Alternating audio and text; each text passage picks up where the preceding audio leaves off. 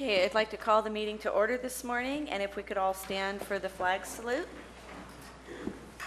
I pledge allegiance to the flag of the United States of America and to the republic which stands one nation under God, indivisible, with liberty and justice for all.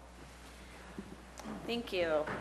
Okay, so I'd like to let it be known that all commissioners are present except for Commissioner Baccelli. He's going to be absent today. Are there going to be any agenda changes? No. Okay, thank you. And now would be the time for anybody in the public that would like to make comment that is not on the agenda today. Okay, seeing none, I will close public comment and bring it back to the commissioners.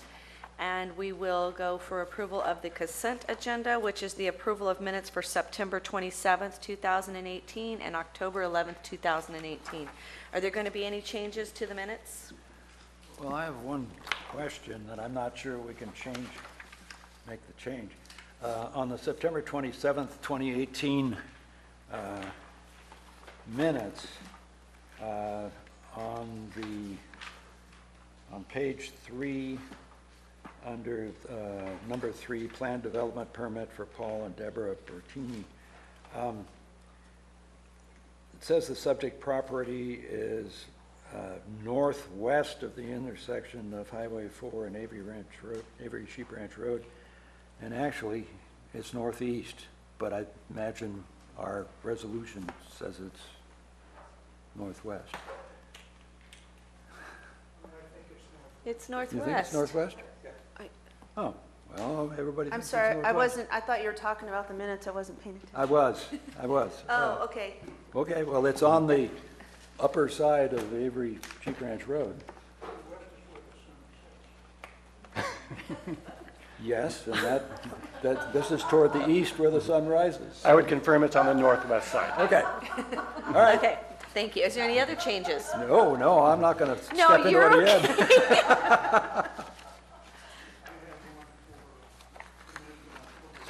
Okay.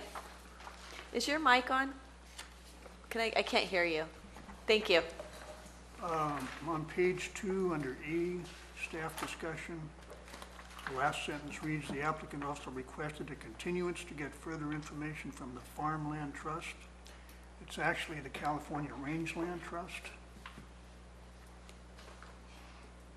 Yeah? Correct. Okay. That's it. Okay.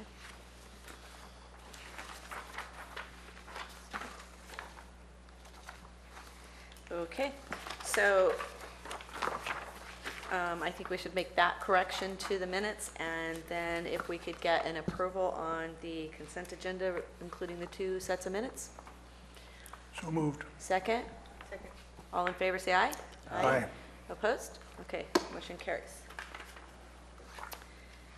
Okay, now we're going to go into our public hearing for today, which is a continuance from 2 weeks ago of 2018-032, and Gina is going to make our presentation.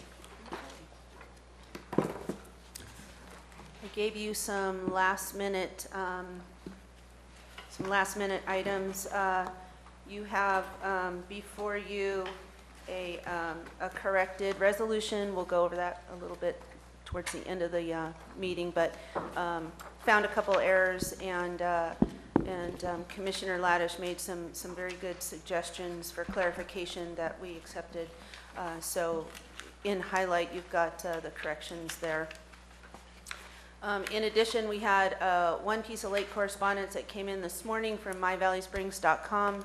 I believe they are here today to discuss that. In addition, I think she's got copies for you, but I provided you with a copy anyway. And I believe as of now, everyone has received all of the correspondence. Okay, I apologize. Apparently there was 2 commissioners that didn't receive the index email. Therefore, they didn't respond telling me that there were 2 letters that they hadn't received, but they've since read them, and I guess we're good to go. So,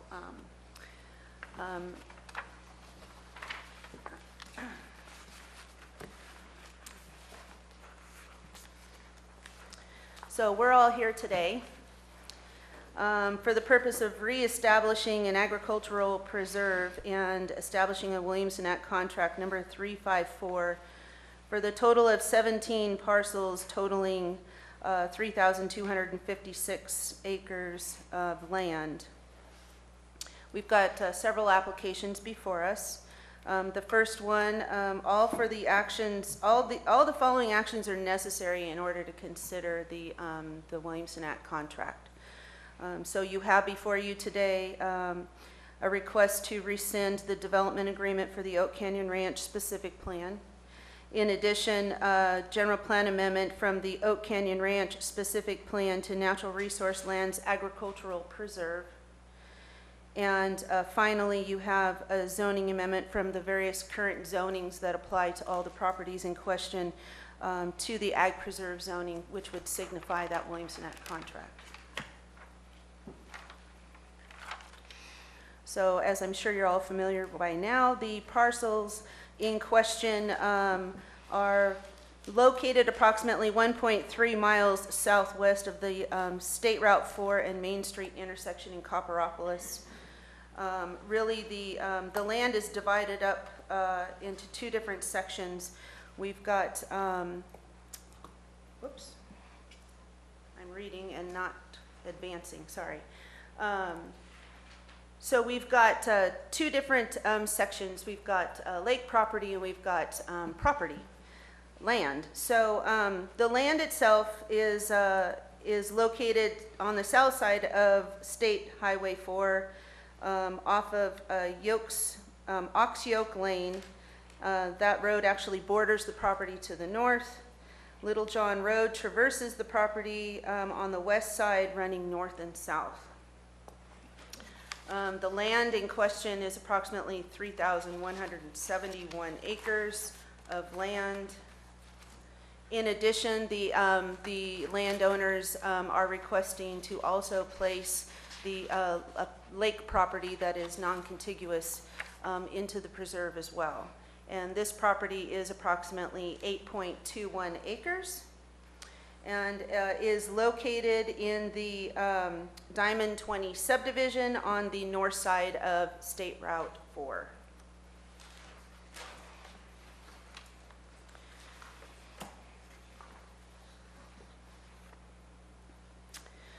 So this property has actually been in agriculture production since at least 1949, when the Arola family's been ranching it consistently since then.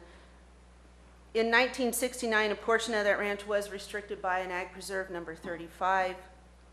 In 1991, we started to see various changes to the land, which included lot line adjustments, rescission of existing contracts, reestablishment of new Ag Preserve contracts, and then eventually in 1996, the property that was under the Williamson Act was non-renewed, all for the purpose of future development.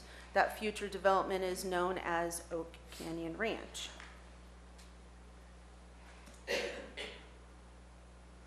So the Oak Canyon Ranch development, in short, was a mixed-use residential resort development of over 3,000 acres. Along with those approvals came the adoption of the Oak Canyon Ranch specific plan on the property, in addition to a certification of the supplemental EIR. And eventually the county entered into a development agreement with Oak Canyon Ranch developers. Without filing a map to actually record any of the proposed parcels, the landowner defaulted on the loan, and the land went back to the bank, where in 2015, the Arola family purchased the property with the intent of establishing a conservation easement, in addition to the entering the land back into an ag preserve and establishing a Williamson Act contract. So just a little history, even though this is not for your consideration, it kind of helps kind of outline some previous things that have happened here at the county. Under the Sustainable Agriculture Land Conservation Program, the Board of Supervisors declared their support for the filing of an application by the California Rangeland Trust for state funding for a conservation easement on the Arola property. Consistent with granting that easement, the Arolas entered into an agreement with the county to rescind the Oak Canyon Ranch Development Agreement, in addition to amending the general plan and the zoning accordingly. Board of Supervisors approvals will fulfill this obligation and the agreement that we entered into with the Arola family. In addition, it is necessary in order to consider the Williamson Act contract and the Ag Preserve.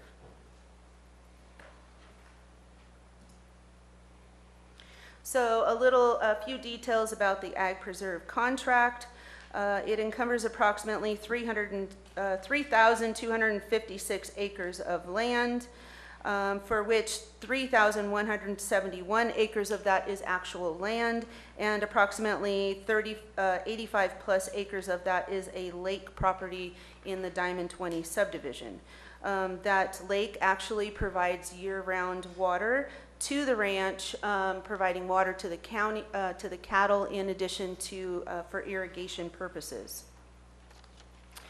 The Ag Advisory Committee considered the application for Ag Preserve from the Arola family, and their recommendation to the Board of Supervisors is to establish the contract, but they excluded the lake property, finding that because it was not contiguous to the property, to the actual land. In addition, it didn't meet the minimum requirements for a standalone contract, being that it was required to be 100 acres total. Excuse me, it's a little erroneous there as far as those statements go. Okay, I'm sorry, hold on a second. So at some point I would I'm sorry, you've got to wait for public comment. I can't let you interrupt her. Thank you. That's Kevin Wright of the Ag Department, but maybe after Gina's presentation, if he wanted to speak as part of his staff. After she's done. Yeah, because if I've misunderstood something and Do you want to have him come up right now? that's fine. Okay, If can you it's- come up if to the that's- mic instead of speaking to the chair, Okay. please? It probably is a good time. Okay. It was a couple years ago that it came to, the application came to me for one thing. So things are a little hazy. I gave it to Gina 2 years ago. Since then, things may have changed. But while this application was under my purview, if you actually can pull it up, Gina, Pull up. the application for. Oh, I don't have the application on PowerPoint. You don't have it on PowerPoint? And when you gave it to me, I had it. It's on there at the back. No, I didn't include the application itself in my PowerPoint presentation. It's just by hard copy in the packet. Do you have it in your packet? You want it? Do they have it? They should, yes. Yes. So please turn to the I don't believe we do. packet. Tell us where in the packet, 'cause I'm- That's what I'm looking for now. There it is. So this is the page that you'd be wanting to look at, application for California Land Conservation. So at the back, toward the back of yours. Yeah, we have it.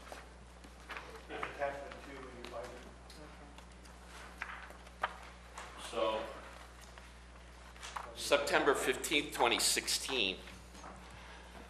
So it was a way back. And this was the application that the Ag Advisory Committee looked at. And as you see, there is no lake on here. It's all dry pasture. There's no irrigated property. So at the time, if I remember correctly, I did have a talk with the Arolas about this property, and we discussed whether to add the lake or not. And I think we were in agreement that we probably should leave the lake off. It wasn't a decision by the Ag Advisory Committee. It was before the application was submitted, as you can clearly see by what's on here. So, also the lake, as far as I know, was 82-something acres, not 8.2, as you first stated. Yeah, clarification, it's 85.21 Yeah. acres according to the county assessor.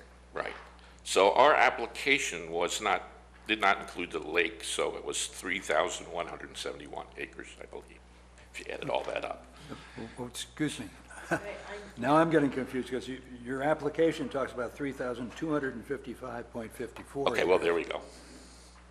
And which the planning department thought included the lake, and they subtracted the 85 from that. Well, here is this application, as we add up these acres. I'm sorry.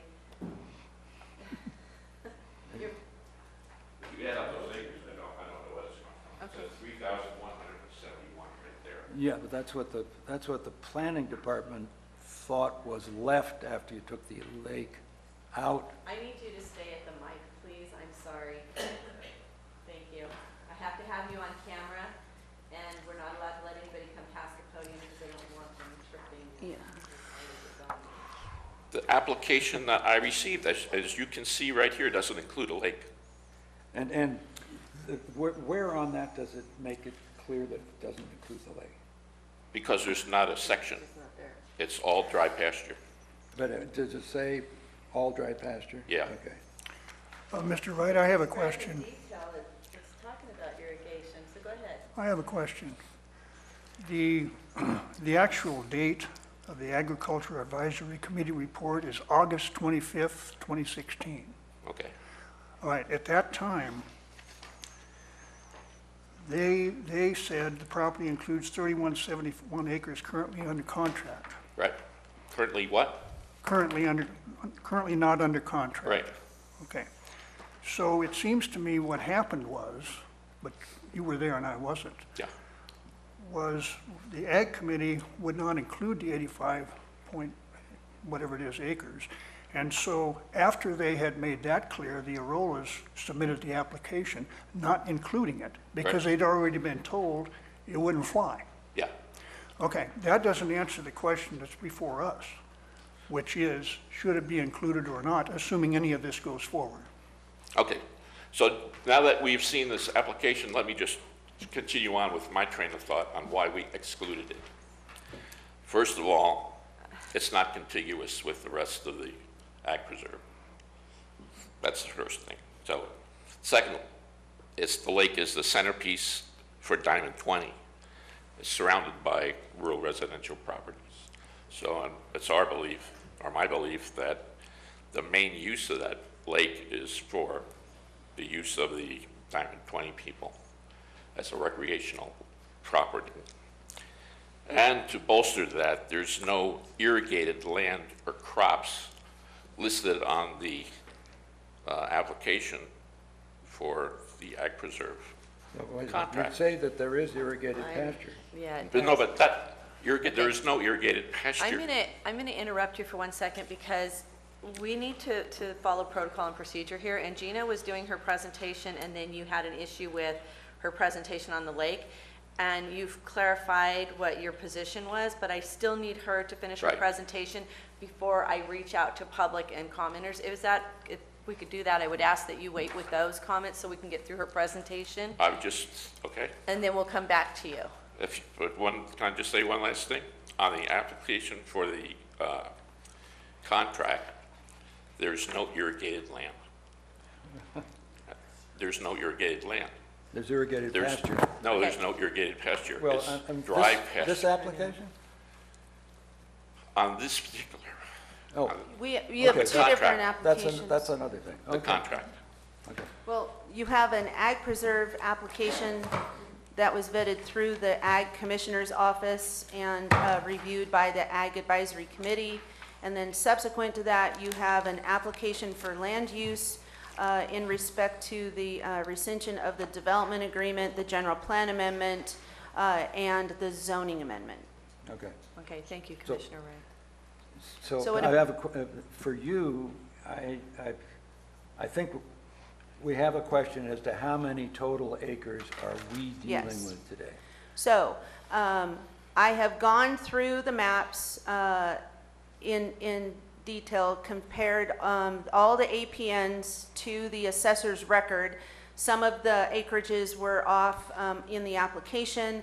I clarified that through my initial review of the application, and I came up with 3,171.72 acres of land, according to the assessor's office, and the land that is owned by the Arollas that they wish to enter into the preserve, in addition to the 85.21 acres of lake property in the Diamond 20 subdivision. So I apologize if I misunderstood the whole recommendation from the committee, but it seems clear that they have that they do not agree with putting the lake property into the preserve. It's my understanding that the Arollas originally applied for that. Perhaps maybe that'll be a further discussion once I'm done with the rest of the Yeah, presentation. but you're comfortable with the 3,171? I am. I have gone over it and over and over, confirming that I had all of the assessor parcel numbers identified, and their acreage was confirmed through the assessor's record. Thank you. So, okay.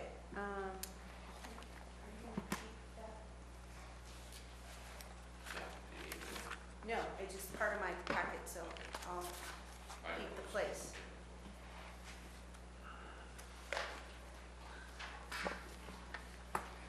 Okay, so this next slide represents the location of the lake in comparison to the actual properties. As you can see, they're divided by State Route 4.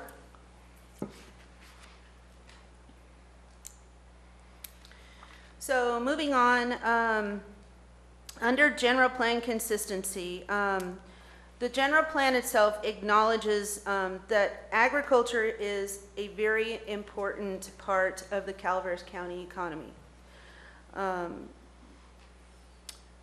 Currently, the property is a productive cattle ranch and has been for the last 70 years. Nothing has changed.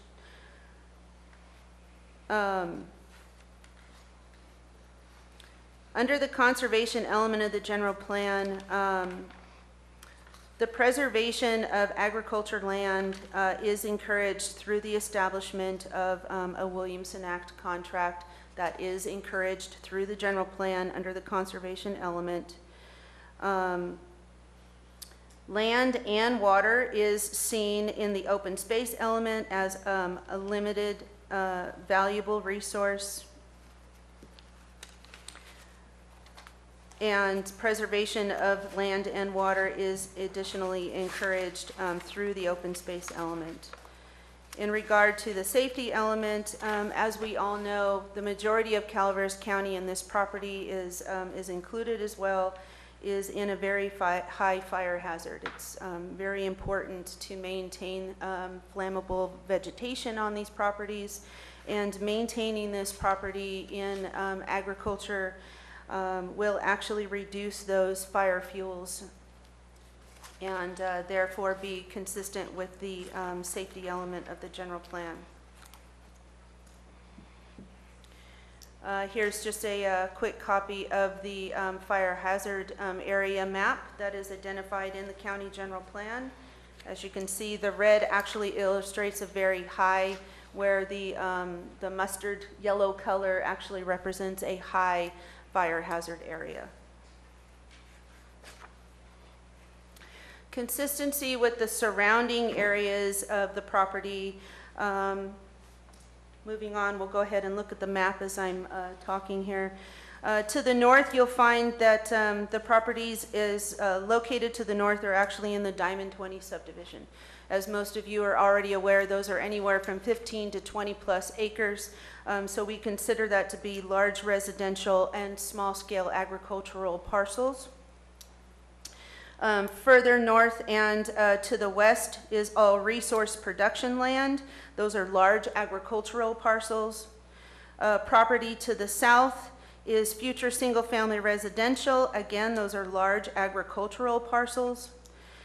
We've got property to the east, which consists of Saddle Creek specific plan, the Copperopolis Community Center, which is all a mixed use of residential, commercial, and residential. In the general vicinity, we've got thousands of acres that are currently in the Williamson Act, showing that this particular area is vital to our agricultural industry.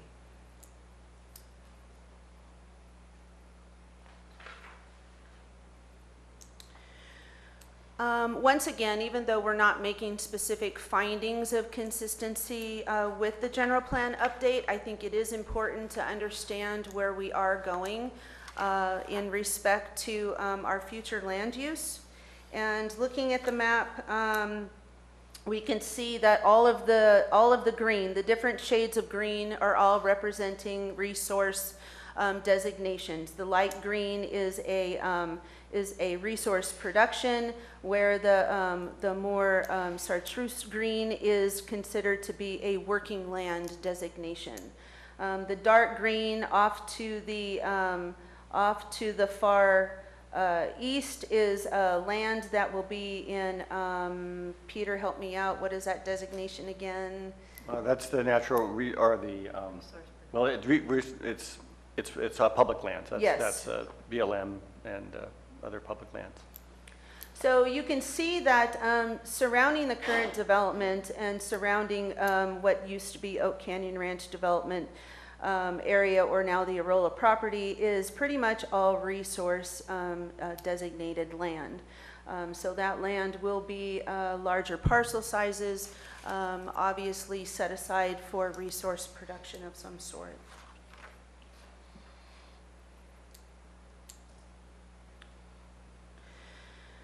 So the zoning, the agriculture preserve zoning is necessary if we are considering the establishment of the Williamson Act contract.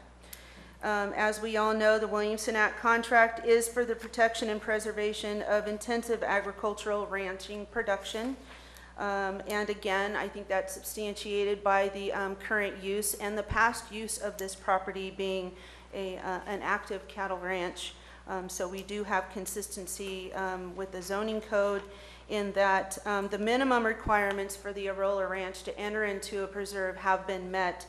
The acreage requirement is only 100 acres, but here again, all of the other entitlements do need to be acted upon and established through the board in order to adopt the zoning. So the zoning literally will be the last thing to be considered in this whole packet of actions.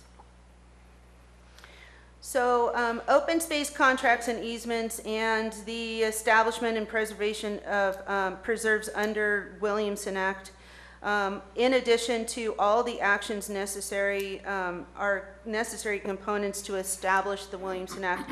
All of this is exempt from CEQA. It's a categorical exemption under section 15317. So in conclusion, over the past 70 years, the property, of course, has been in livestock production. Through a feasibility study completed by the county farm advisor, in addition to production, annual production records from the Arolas last year, they have proven the land's viability to sustain an agricultural operation and meeting the minimum requirements to be in the Williamson Act. In addition, we have demonstrated that there is consistency with the county general plan and the county zoning code. Your Ag Advisory Committee has reviewed the agricultural preserve application and makes a recommendation to the Board of Supervisors to establish that Williamson Act contract. And if there are no further questions in respect to that portion, I'm going to go ahead and turn the mic over to Peter, and we're going to have a further discussion on the aspect of the late comments that were received subsequent to the initial submittal or review of the Board Planning Commission packet. Sure.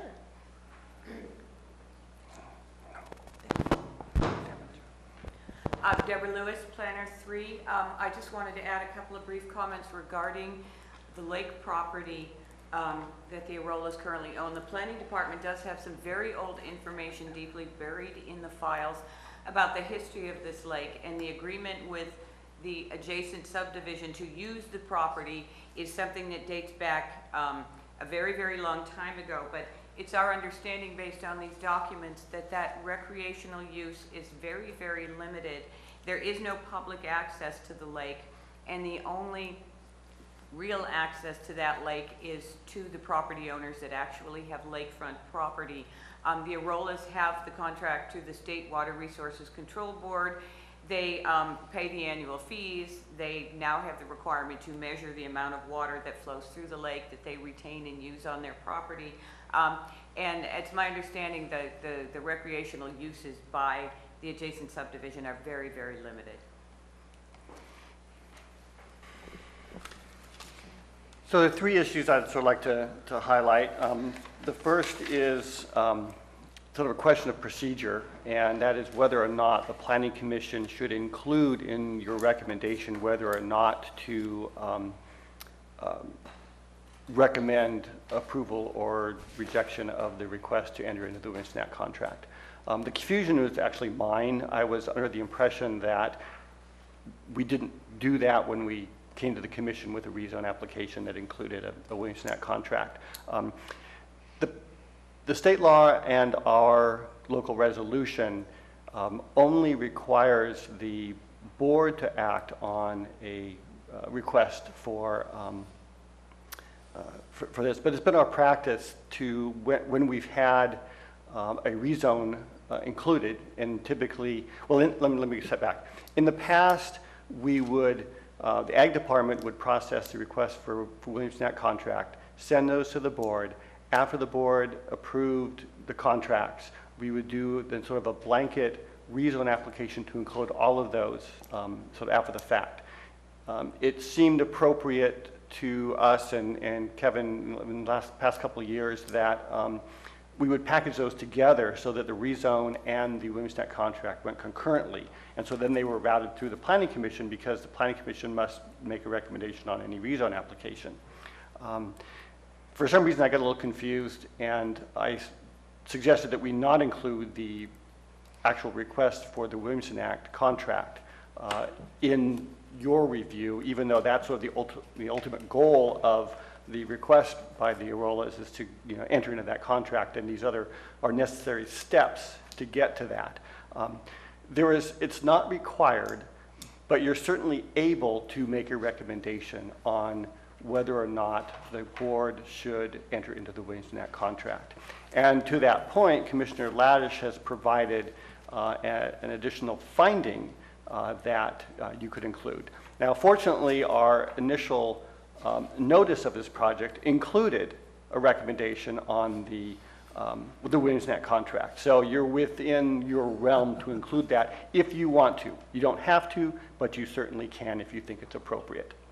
I'll leave it at that at this point. We would need to modify the title of the resolution if we're going to include that, but that's a simple fix. And just for purposes of public comment, I'm going to be recommending that we do put such a recommendation. I'm going to be moving that. The second point, just talking about the application, including the lake property. The application package that we received included that parcel. The state law says that an application for a WinSNAC contract shall be filed with the Planning Department. And so we're processing his entire application package, which includes essentially all four steps: the rescission of the development agreement, the general plan amendment, the zoning amendment, and the WinSNAC contract. And so even though the initial application filed with the Ag Department for consideration of the Ag Preserve did not include the lake parcel. The request before you, as filed with his application to the Planning Department, includes that lake parcel. Now, I still think it's appropriate for you to consider the Ag Advisory Committee's recommendation and the input from Kevin on whether or not it's appropriate, but I'll leave that up to you. The state law says that it can be included because it's either contiguous or in common ownership. However, the difference in our resolution is it's and rather than or, and because of that, it doesn't technically qualify under our resolution. Finally, I think the big issue here is not whether this property should go into the Williamson Act. I think that is something that a property owner has a right to decide what's best to do with his land.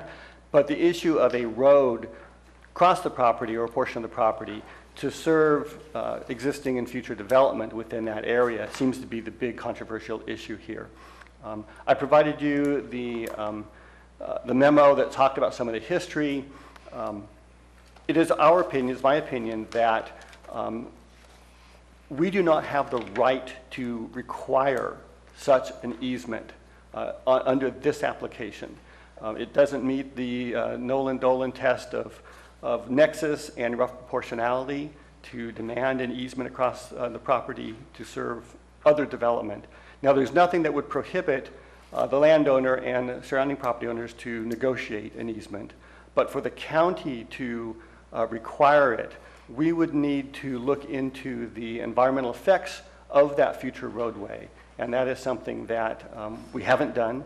We're not prepared to do at this point in time, and there was no prior requirement for this road in any past approvals of other development. So with that, I think if I understand you correctly, not only is there not been an environmental review, but you do not see where we would have the power to require. I don't believe that we have the legal even if we right to did it require without- that easement at this stage. Sorry, I interrupted you. That's right. No, I just was confirming. I do not believe that we have the legal right to require the dedication of an easement for future development on this application. Thank you. Okay. I have a couple questions. The staff report says that Oak Canyon Ranch defaulted on their loans and the property went back to the lenders. Do we know how it went back? Was there an actual foreclosure, a deed in lieu, or do we know? It actually was in the possession of a bank for a while. It didn't go back, to any previous property owner. So we do have records in our files. There was an interval of time when it was held, it may have been the Union Bank, but all the properties were held by a bank. Okay, I understand they went from OCR to the bank, but my question is, how did they get there? Was there a foreclosure? I think maybe that's something that the applicant can answer the question for. I don't know the answer to that. There are references in some of the comment letters to 2007 agreements among Oak Canyon Ranch and Tuscany Hills and Castle and Cook, and then there's a reference to a 2008 land exchange agreement. Were any of those agreements put before the county for any approval of any kind? No.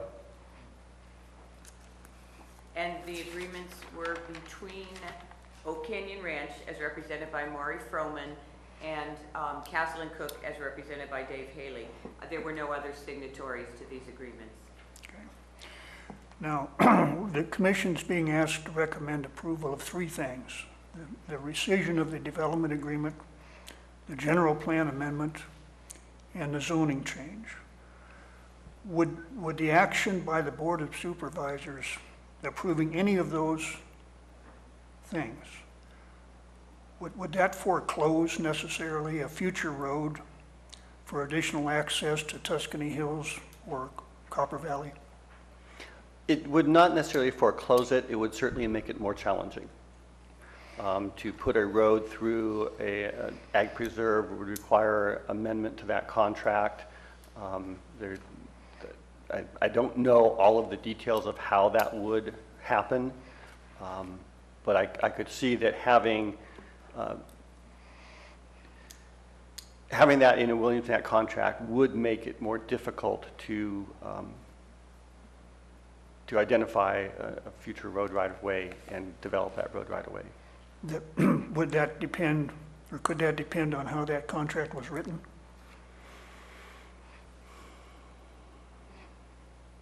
I suppose it could. I'm not that familiar with the details of the language of the Williams-Net contract. I mean, it's pretty much standard language, and whether or not you could write in something that would allow for the development of some future right-of-way. I don't think there's anything to prohibit it. I just think it makes it, it's just another level of process that would need to go through in order to make that happen.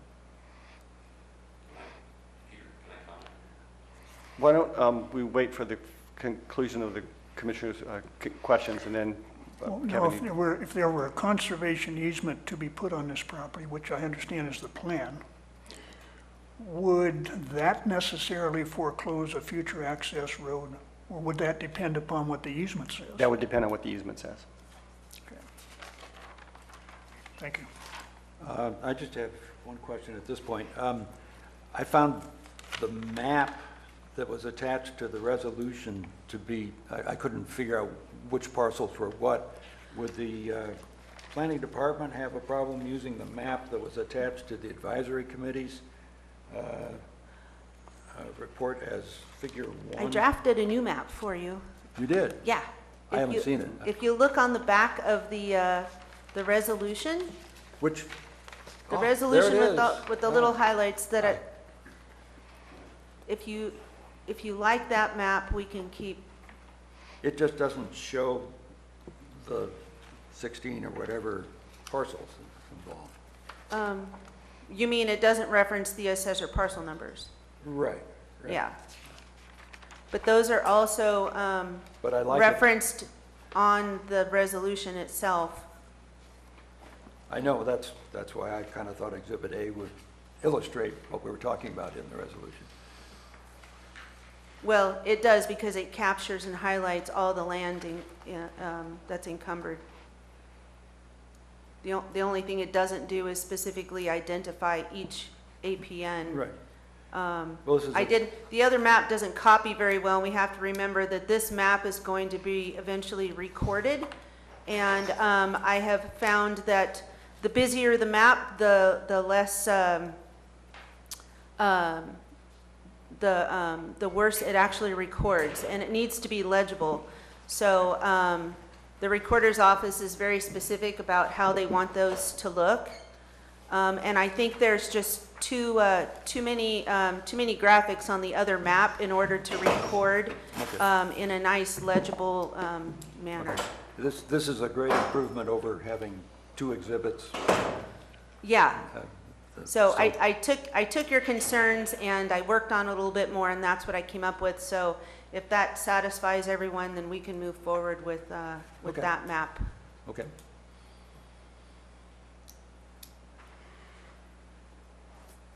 Okay. At this point, if there's no other further comments from the commissioners, I'm going to go ahead and let Commissioner Wright come up and speak for a few minutes. And if there's any questions for him, let's get those now. And could you please fully identify yourself? I'm Kevin Wright, the Agricultural Commissioner. Thank you. So, first of all, I'm in support of having this property going into an ag preserve and, be part of a contract. My bone of contention is that the property that the Ag Advisory Committee looked at and the contract that we looked at was for the 3,171 acres of land. They didn't consider the lake. The lake was taken out of the contract after I had talked with the Arolas, and we went over my objections to it, which was, one, that it wasn't contiguous. If that lake had been in the middle of all the property, there would absolutely be no problem with it. It was separate and not contiguous. Our ordinance and our guidance says if a parcel is not contiguous, then it can't be considered as part of the same ag preserve. So that's point number one. And you agree with the planning department that before us today is the consideration of the 3,171? Yes. Okay. It's fine. In That's fact, great. And so does the Ag Advisory Committee. That's We good. are in total support of that property being And that acreage amount? Yes. Okay, that's great. 3,171 acres.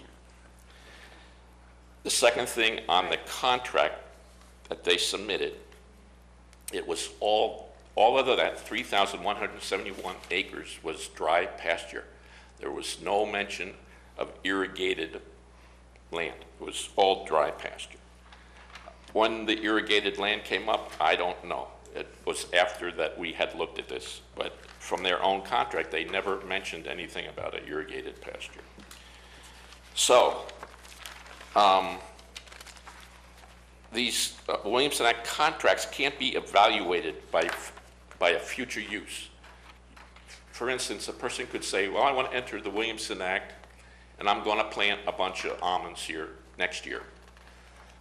We don't look at it that way for their evaluation. We looked on what the previous 3 years has happened on that property and what agricultural value happened in those past 3 years. It's not based on what they might do in the future. So we didn't see any of that. So we didn't see any evidence of irrigated land, and they didn't provide us any. So that was the other reason why we didn't consider the lake.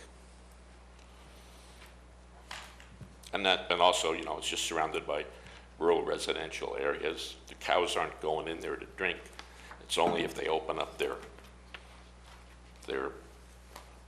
you know, it's like having a stream flowing through there. The drain. Yeah. So, anyway, so that's my only comments. Okay. Oh, as far as Kelly's comment about having a road through the property later on, that would take land out of agricultural production. And my only experience with that in the past has been when the county put a road through ag preserve land and things like that. It becomes a little problematic in that there has to be reports filed with the state saying that you're taking land. It's a take of land out of an ag preserve. And so you have to get the approval of the state. There's a process for that Julie's probably more familiar with than I am.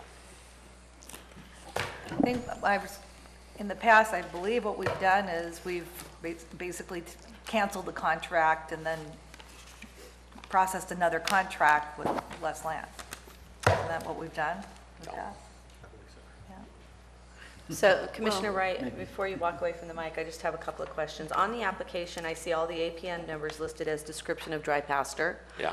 But I also see on following pages, item number 8 and 9, it talks about 2 wells, it talks about irrigated pasture. So they did document that in their application. Let me see. What future developments do you have planned? 120 acres of irrigated pasture. As I said, Williamson Act properties aren't evaluated on future development. They're developed on what happened in the past. Okay, so in this contract, the way that this application is written, just so that I understand, they cannot irrigate this land if it goes into the ag preserve? Is that what you're saying? No, I'm not saying that. Okay. They could still use the water as they I'm see just, as the fit. evaluation of the contract, Okay. just evaluating the contract as is based on past uses, not on future uses. Okay, I'm only asking because you were really pushing hard on that point of dry pasture, dry pasture, dry pasture, as if though it could never be irrigated. That's the way you were putting it across to me, so. I'm sorry, I I just didn't want mean to do clarity, that. that's all. Okay, No. so they can still irrigate, that's not an issue. No, they can very well irrigate. That would Perfect. actually increase the value of the property that they have. Okay, great, thank But you. our valuation is based on what they've done in the past. Okay, great. Our resolutions, I think it's our resolution, I don't know if it's also paralleled in state law, does look at, I think, an average of the last 3 years of agricultural use. Is that correct? I believe that, I believe Correct. that Mr. Wright is correct on that. Okay, great. Thank you.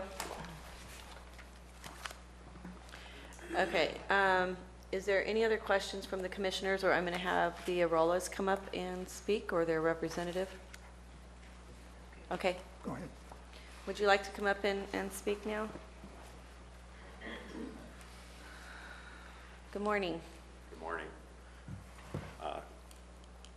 Thank you, Commissioners, for reviewing our application. And before you today, you have a general plan amendment, a zoning amendment, rescind the Oak Canyon Ranch development agreement, and to reestablish a Williamson Act contract on the ranch. Nothing less, nothing more. In reviewing a few of the comment letters, it appears that some believe your actions on my application for the zoning amendment, the general plan amendment to rescind the development agreement, and the ag preserve somehow preclude or eliminate, stop, prohibit, exclude, impede, hinder, or bar any further discussions, agreements, contracts, easements, or any boundary line adjustments if desired. Before purchasing the property in January of 2015, I thoroughly explored the 22 legal file boxes that were delivered to my driveway in a van that came from the bank, City National Bank, that foreclosed on the property. I did not find in any of this material any private or public documents that would bind me to any in any way to provide a private or public road access, easement, to dedicate any land, or to exchange any land for such. We went through that thoroughly, and there were no agreements that we could come up with that otherwise I probably wouldn't have bought the property. It's as simple as that. Anyhow, I want to say a few words about the Williamson Act. I guess the reason we didn't include any irrigated pasture was because we didn't own the land. And we rented the land for, I don't know, almost 65 years, whatever it is, in 2015. So we didn't want to put any infrastructure. It was a year-to-year lease, and each year you didn't know whether you're going to come out of the mountains and have a place for your cows or not. So we didn't develop any irrigation. But the water rights on that 85-acre reservoir are substantial. I'm entitled to around 700 acre-feet of water to put to use it in irrigated pasture. And that is the primary purpose of that reservoir. To go back in history, the Diamond 20 subdivision, I believe it was Boise Cascade at the time, bought the ranch from the Tower family and thought that they owned that reservoir. So they placed all the parcels around the reservoir in a kind of a wagon wheel thing so that everybody could have a little frontage on the reservoir. Well, there was a lawsuit. The Flowers family said, no, you don't own that, we own that. So Pat Winston, the executor of the estate, filed this suit and was able to get that parcel back to the Flowers family, and in such that an agreement had to be made with the landowner, Boise Cascade, to lease the recreational use of the reservoir to people that actually own property in the Diamond 20. So that's the extent of the recreational use. But the primary use of that reservoir water is for agricultural use. And I do remember this process has taken a couple years, like Kevin has said. And I did recall that perhaps we didn't put the reservoir in the initial application because it was non-contiguous. And I guess your ordinance in the county is a little different than the regulations with the state. The state says it's land, it's ownership or contiguous, and in yours it says it has to be both. It has to be ownership and contiguous. So, you know, some future time somebody may want to have that discussion and perhaps get it consistent with the state, or maybe you want to leave it the same, I don't know. I think that's all I have to say at this time, but if there's any questions about anything, any statement that any person makes up here, I'd be glad to come up and clarify that. Because there's been a few things said that I don't agree with, and I think as far as the Williamson Act, I think boundary line adjustments, my cousin Ken, who's an attorney here in San Andres, has done some of these where we've changed the boundary lines on Williamson Act property. We didn't create any more parcels or do anything out of the, you know, the ordinary, but I believe he's done some boundary line adjustments even when things are in the Williamson Act. It either is a different shape or whatnot, but it doesn't really affect the qualifying part of the Williamson Act where, you know, certain acreage, certain amount of annual income had to be presented. So anyhow, with that, I'm gonna. I do have a question. Sure. My understanding is that the lake property is not part of this development agreement and isn't like zone resident. I don't know the answer to that, but I tell you this, there were, I believe there were 2 or 3 golf courses in this development plan. And there was also a 404 permit, which means that they could do all kinds of alterations to Little John's. I mean, they were moving that creek everywhere and around the golf courses and everything else. I mean, and so that was very important to this development. In fact, going back when the bank foreclosed on the property, they did not want to touch that lake. The bank did not foreclose on the lake. Somehow or another, that lake was a separate issue. The bank did not want to have any liability with that lake, so they kept it out of the deal.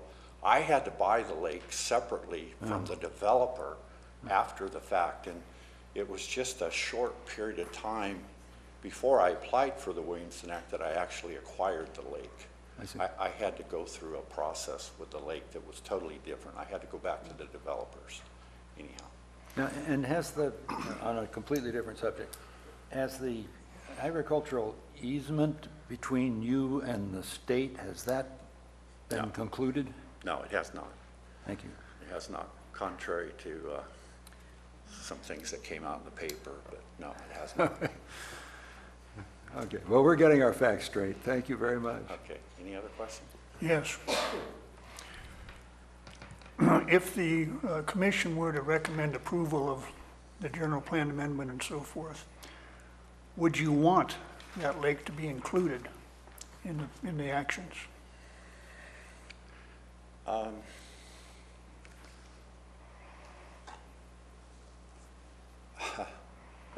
You know, the reason, I think the reason I included the lake when we did this, I mean, I didn't realize that each one of these things was going to pertain to an acreage and get so critical about everything.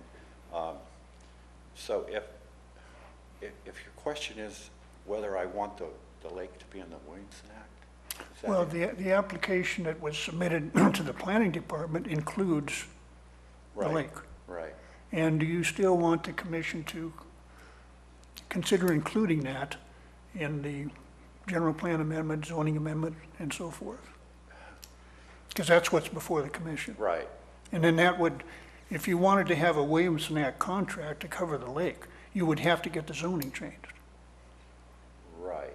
And so that's what's before us, and my But question I'm is... not sure what the zoning on the lake is right now. It's A1, general agriculture. So I think. So it'd have to go to AP. It would have to go to AP. Okay. So the question is, do you want it or not? Yes. Okay. Then there's going to be the question of the board's resolution, you know, the inconsistency between them. Let's put it this way. I would like it to be included, but it's not, I mean, I'm not going to get all upset if it's not. Another question. Do you use that lake now to let water out of it? So there's water going down Little John Creek for the cattle to water in the fall? Yes. And all summer, I keep it green. It probably irrigates 100 acres or so as it meanders through the ranch. There's some areas that are, you know, a couple hundred feet wide that it sub-irrigates. So yeah, it does irrigate at this time. In my application, I probably omitted that back in 2016 that it was for irrigation, because I didn't really think of it as irrigating, but it really does. Because it waters alongside the creek. Oh, yeah, and the habitat, you know, there's ducks, there's fowl, there's all kinds of wildlife along that creek. Beavers, I have a lot of beavers, and they help me out because they keep the water back and it sub-irrigates more of an area. So it's not irrigation as one would typically think of it, where you have No. a ditch, but it still produces green grass. Yeah, but see, Kelly, the thing is that I never owned the property, so I wasn't gonna put all the infrastructure in to do an irrigation when they were just gonna come along and put a golf course in there. Okay. You know, and so the plan is to put it into productive agriculture, some of it, because we have that water source. That's all I have. Thanks, Bill. Okay. Thank you. So, clarification, I think Commissioner Laddish had a question. So that lake property is not included in the Oak Canyon Ranch specific plan or development agreement. It is separate. The reason why it is being discussed today is because the assessor parcel number was included in the application itself. Whether or not the Ag Committee, you know, supports entering the lake portion of that property into the Williamson Act, it appears that they don't. But I had to reference it because it is part of the application. So I think it appears that question was not before them because the lake property was not in the application that was made to them. And I'm not convinced of that because there's a map that was attached to that application that specifically showed the property and the lake with a big X through the lake, and somebody had marked out the APN. I don't know where that came from. I was assuming that was part of the Ag Committee's report. That's the way it was provided to me, but nevertheless, you know, it's a recommendation, so, you know, whatever we want to do with that, whether you want to recommend including it or following along with the Ag Advisory Committee's recommendation and excluding it is entirely up to you. Good. Okay. If there's no other comments at this time, I want to take it to public comment and open it up for the public to come and speak.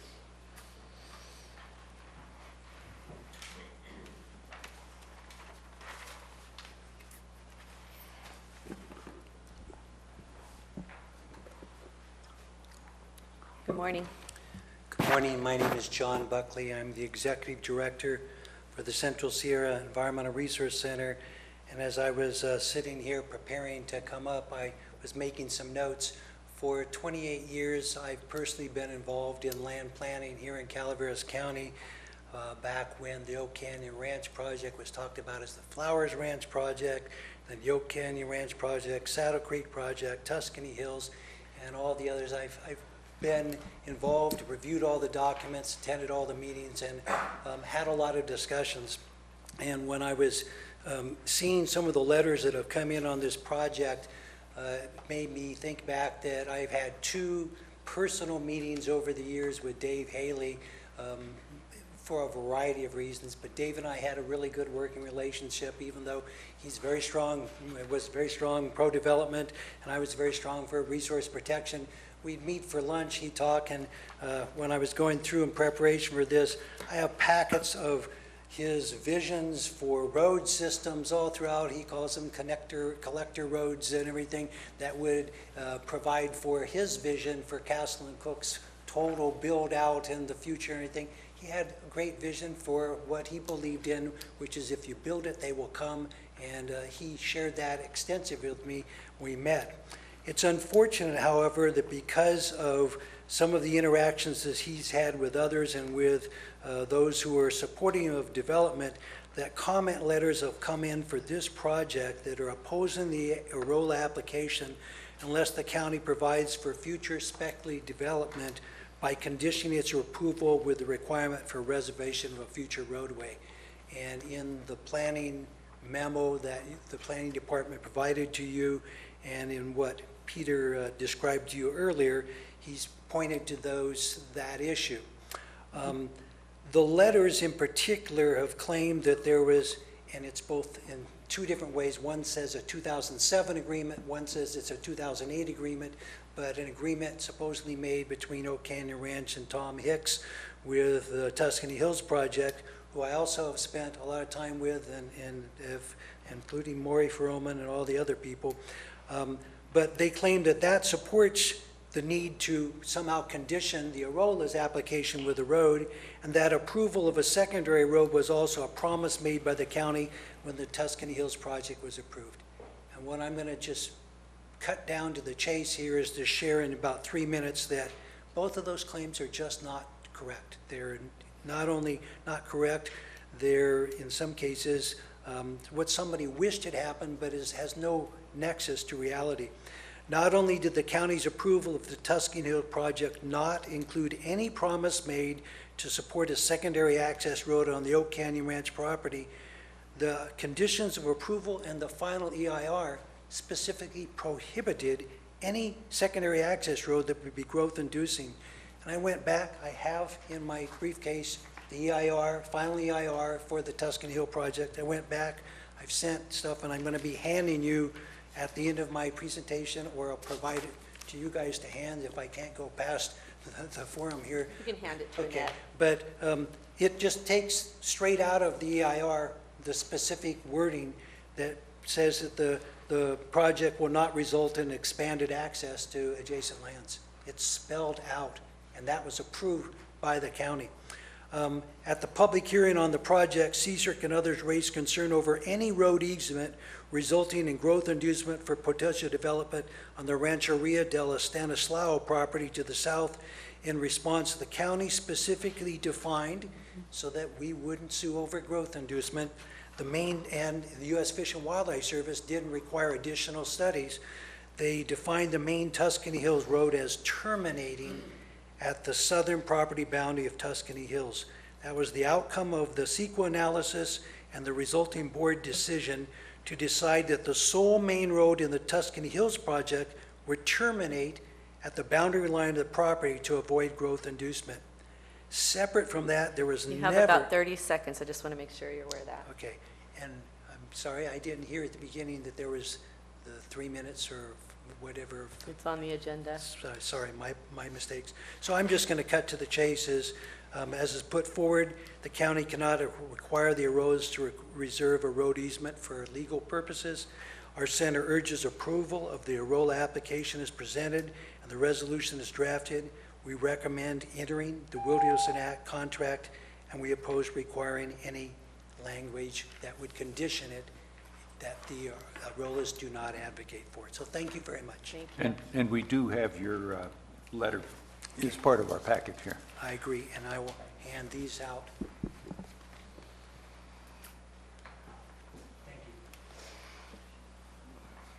Is there any further public comment? Right behind you.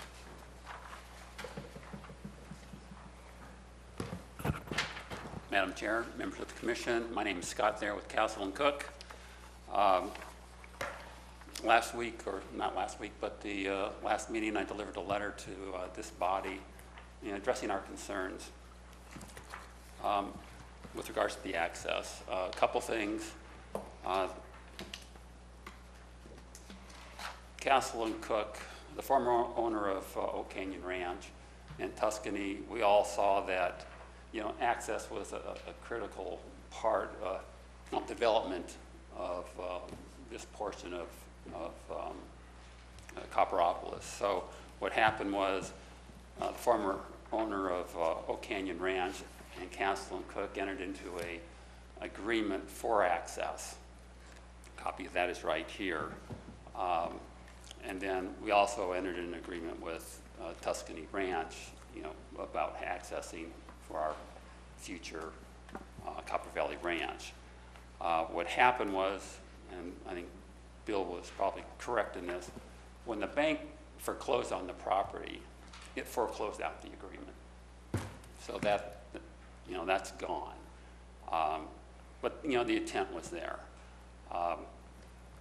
After last meeting, I want to thank Bill and Dolores for actually meeting with me after the meeting. And we spent some time together talking about, the access and, being open about it. Let's see what we can do. And actually, I'm optimistically encouraged that, we can get together and work something out. So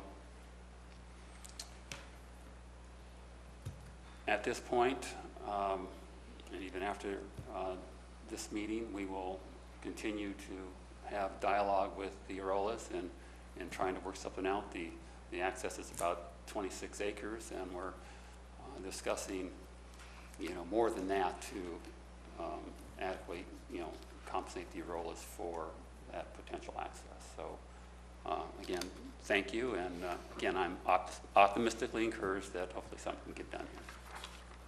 I do have a question for you. Sure. The Oak Canyon Ranch Development Agreement had a section in it, section 4.5 on page 17, that provided for easements, that the establishment of any new easements in the property, et cetera. Are you aware of whether any agreement as to the secondary access road was a subject of an easement that was then recorded with the county? That document, there was a land exchange agreement with the prior owner. That's all that I know of. I'd have to look at that. I'm not familiar Well, I with guess that. the question is there,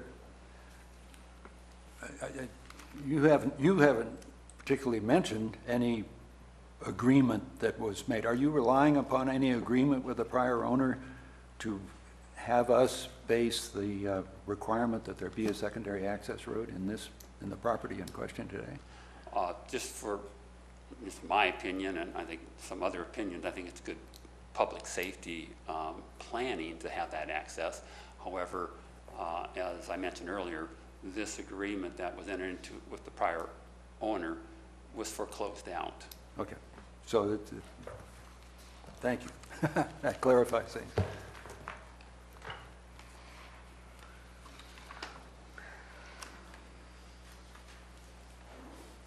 Good morning. Good morning. My name is Jack Forkner. I live in Copperopolis. I have property immediately adjacent to the property in question, and I'm here in support of the application as a homeowner, as a property owner, and a resident of Copperopolis. I encourage the commission to support the application based on my personal feelings and the prior approval of the Board of Supervisors a couple years ago and the planning staff's recommendation.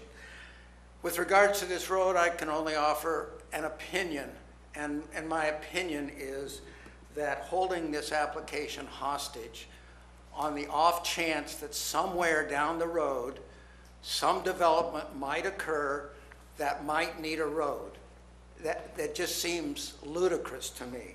And I can't imagine the belief. I mean, the classic example here, to reiterate the point, is the Oak Canyon Ranch that thought that they were going to create all these homes, golf courses, et cetera, and that is no more. So is there any reason to hold this application hostage based on the presumption that there might be development at Tuscany Hills or Copper Valley Estates or whatever down the road? That just seems insane. If there's this development that does materialize, then cross that bridge then. That's my 2 cents, and thank you for your time. Thank you. Is there any further public comment?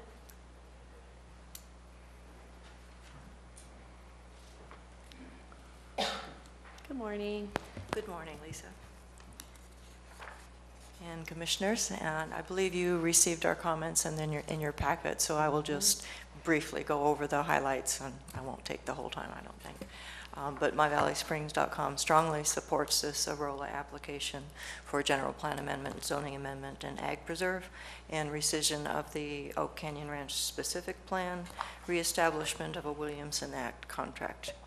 The applicant has been leasing land and raising cattle on the property for over 60 years, and they want to continue to do that. They do not wish to develop the land. And as the planning staff report says, removal of these lands from future development will not hinder any of the long-term development and build-out of the area.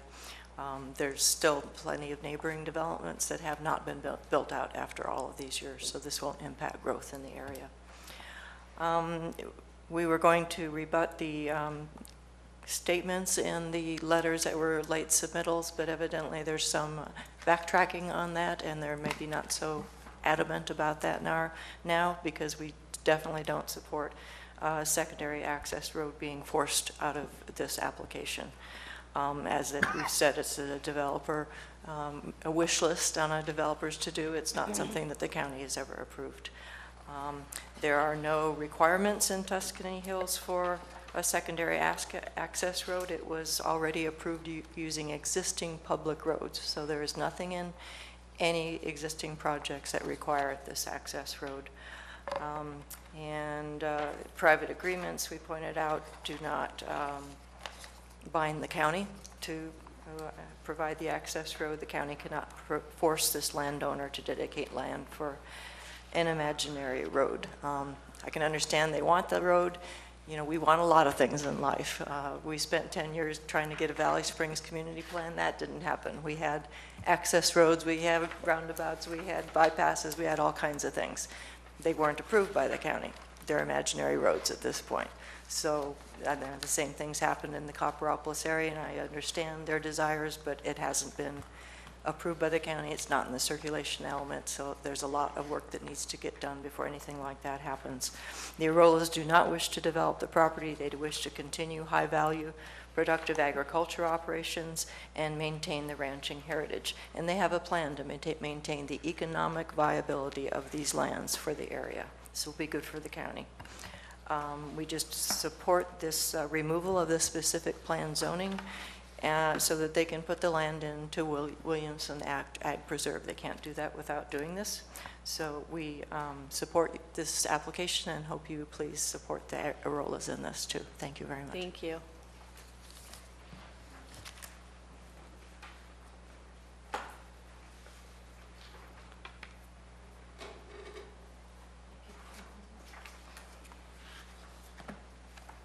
Morning. Morning. My name is Joyce Teckel. I'm here today representing the Community Action Project, Calaveras Planning Coalition, and I'm also board chair of myvalleysprings.com. In the Planning Department 1023-18 memo to commissioners did not address false claims in the October 9th, 2018 Brunker letter. These falsifications need to be rebutted. Now, I'm not going to read the section which you have in front of you, which lists the false claims. I'm just going to go down to the statements above are absolute fabrications and have no documentation. Here are the facts. Number one, Tuscany Hills was not a party to a private agreement between Castle and Cook and Oak Canyon Ranch developers in 2007. Tuscany Hills was approved in July 2007. The private land exchange agreement between Castle and Cook and Oak Canyon Ranch was recorded in November 11th, 2010. Number two, the Board of Supervisors did not approve Tuscany Hills with the consideration of this secondary access road being part of the circulation plan for Copperopolis. Number three, Tuscany Hills was not conditioned on this secondary access road being available, and the road was not part of Tuscany Hills approval. We believe the above facts are accurate and may be verified with planning. And the other thing I want to say is that CAP and the coalition fully support the comments that have been made here earlier, particularly John Buckley Osteser. We are in complete support of what the Arollas are trying to do, and we support agriculture as we always have. Thank you. Thank you. Is there any further public comment? Okay, seeing none, I will close public comment and bring it back to the commissioners. Gina, do you have any more input you want to give? No? No? Good. And do you have any other input you would like to give Mr. Arolla? Okay. All right, so I will bring it back for discussion. Do you want to start at that end? Okay. I'll start. Okay.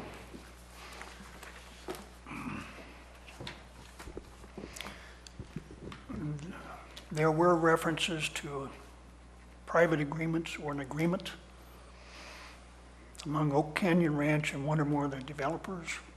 I don't see how the Arollas are bound by those agreements, and I think it's been made clear on the record today that they are not, that those agreements were foreclosed out when the bank foreclosed. And even if there were such agreements, it would be up to the developers to enforce them, not the county.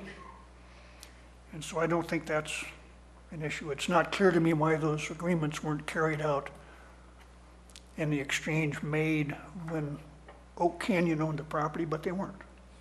And so there we are. There was at least a contention that secondary access was required by the county for Tuscany Hills.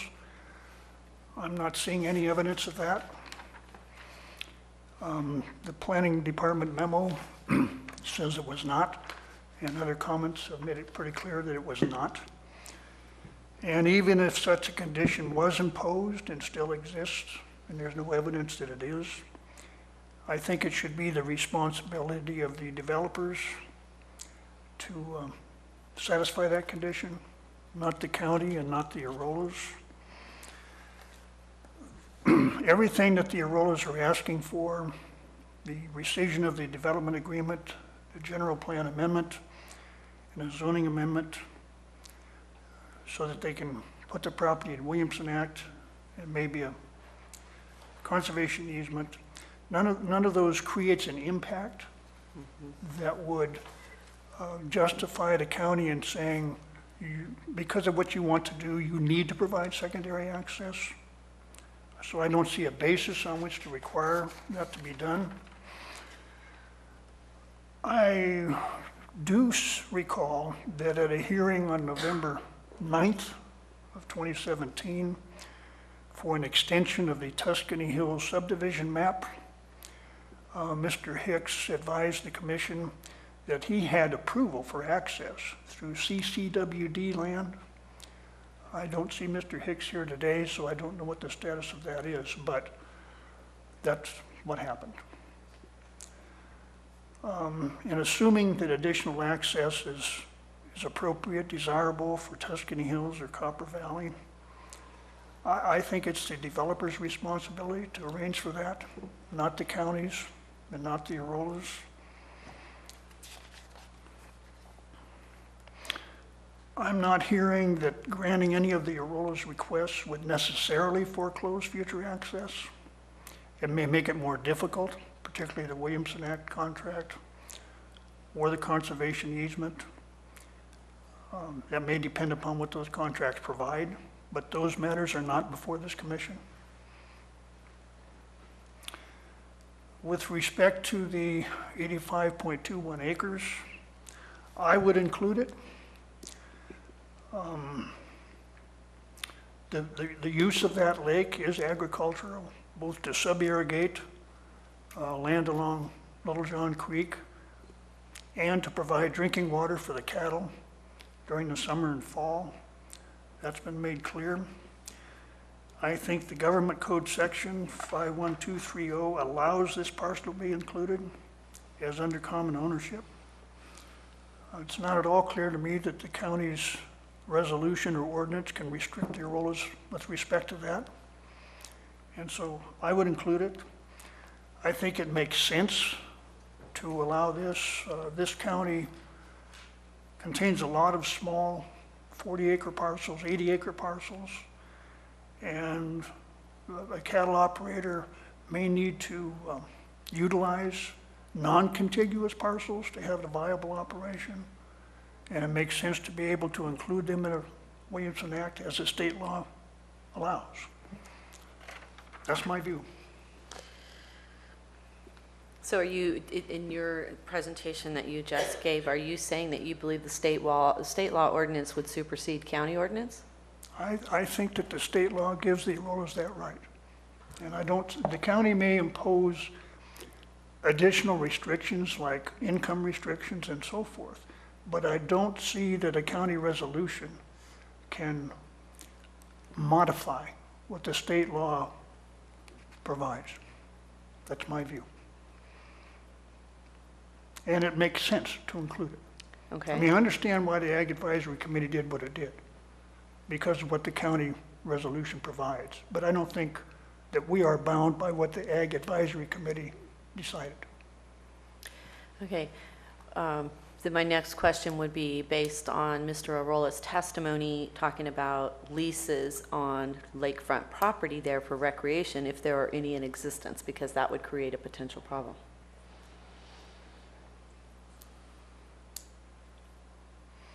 You can come up, please. I don't know the answer to that. There is one lease, Okay. not leases to individual homeowners. They do not exist. What this lease was, is it was created back when the lawsuit was put forth by the Flowers Ranch against Boise Cascade. So to remedy the situation, they went ahead and wrote up this lease that lasts until, I believe, 2045, and at which time fishing, other swimming, boating with small 3-horsepower trolling motors can be used on there. There's a lot of limitations on that, but anyhow, it's for the people that have property in the Diamond 20 subdivision.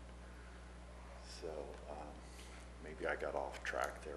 No, you answered the question I was looking for. So there is a recreational lease in effect for until 2045 right now. Yes, it is. But there is no no monetary exchanges. Okay. No benefit to me other than there's a liability on part of, believe it or not, Office Depot, or what's the other?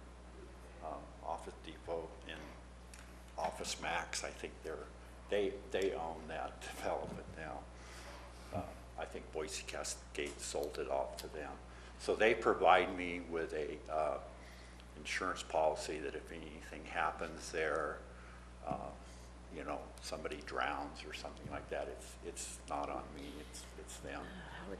Does the lease have any restrictions on how much water you can draw from it? No. That you have to keep a certain level in the No, lake? I could drain that thing in May, and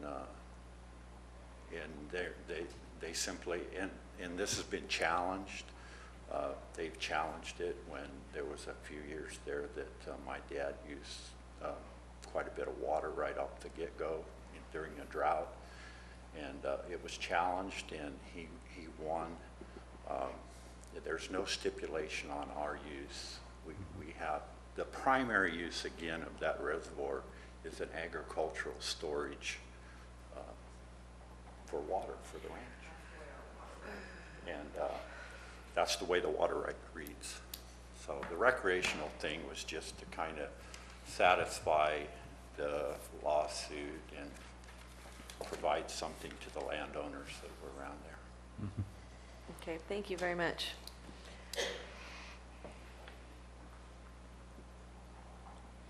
Karen, do you?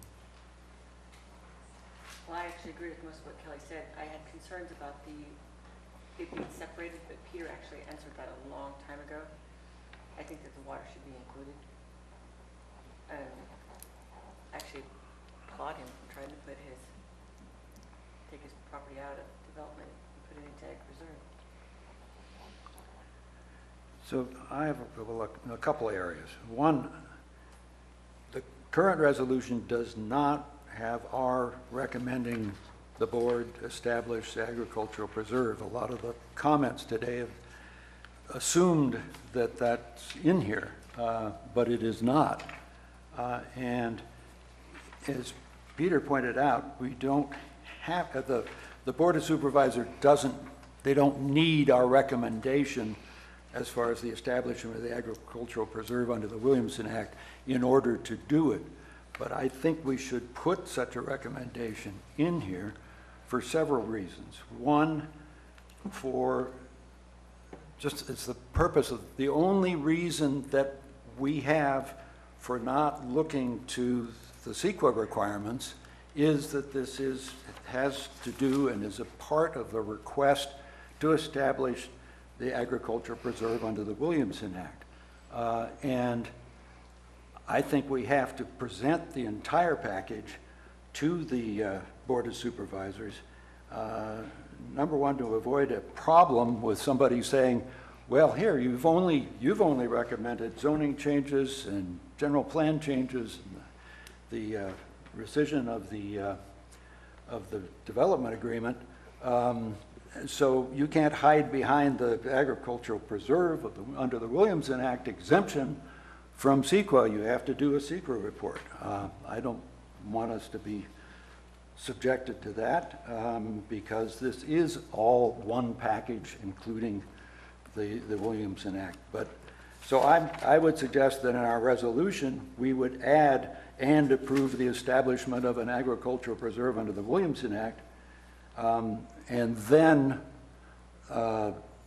something like this proposed finding 5 that Peter distributed this morning, which I typed up when I was barely awake this morning, and could certainly be improved upon, I'm sure, to put in there our basis for that this does qualify for the Williamson Act, and we do recommend that the board establish it. The second reason on that score is the board might well be interested in what we think about whether this should be a Williamson Act property or not. And I certainly wouldn't want to send it up to the board without the recommendation and have them say, well, what do you guys think? And have it come back down here and we all go through this again. So there's nothing that, and I think Peter made this clear earlier, nothing that prohibits us from putting such a recommendation in there. Now, as far as the lake, and by the way, I fully agree with almost everything that Commissioner Wooster has said, and I couldn't have put it any better. I'm putting that on my calendar. No, I often Agreed. And I'm going to resist that comment because I often agree with I was just with what teasing you. Commissioner. I know you were, but I very much respect Commissioner Wooster and his reasoning powers. I do think that we might be overstepping our jurisdiction if we just included the lake property in here. I agree with Commissioner Wooster that it makes sense that actually the county resolution does not make sense in trying to impose an additional requirement of contiguity over and above what the state statute requires. But that is the plain language of the board's resolution, and I don't think it's for us to say, yeah, but you don't really mean that. I think that we certainly could include another finding in our resolution saying if the Board of Supervisors amends the language of Resolution 75-589 to be consistent with the contiguity provisions of the Williamson Act, then the Planning Commission recommends that the lake property be a part of all the changes recommended above for the rest of the Arola Ranch. That would make our position very clear. But given the very clear, if perhaps irrational language of the, and perhaps illegal language of the board's resolution, I don't think we can just interpret it out of existence. So I'm fully in support of the request of the Arolas with the asterisk as far as the lake property is concerned. So, going off of Tim's statement there, if they did that, is that a 60-day notice to the public on an ordinance being changed? Well, it's a resolution. The resolution would go into effect immediately, Okay. but we would have to process that change and I don't know what kind of advertisement. We'd need to think about that a bit as far as procedurally how that would be done. Is it something we would have to do now, or is that before the board considers it? The board might want to hear from the Agricultural Advisory Committee on that change as well.